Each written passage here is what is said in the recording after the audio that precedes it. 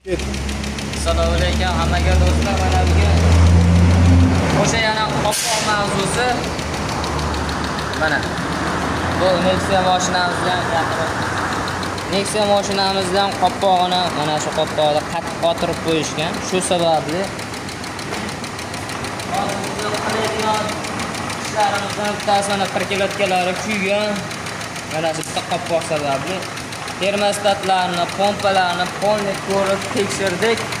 Mana shu aybi mana shu qopqoqdan chiqyapti hozir. Buni aybi shundaki, qopqoqda o'ta qattiq qotirib yuborilgan, bunda davleniya chiqmagan. O'sha sababli yoqqa suv o'tib ketgan. Mana hozir yog'larigacha almashtirdik.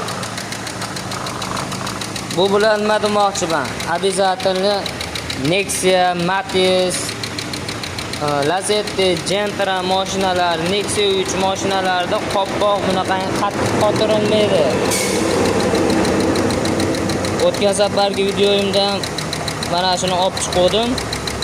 Mana shu holatda qotirilmaydi. Buni bo'shroq qilib qo'yiladi. Shtobi mana bundan klapanidan havo chiqib ketish kerak. Bo'lmasam yo patrovka, yo zagilochka, yo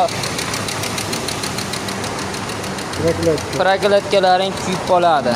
Ortiqcha rasxodga tushasizlar, do'stlar. Foydali maslahat sizlarga. Uni hech qachon qattiq qotirmaydi.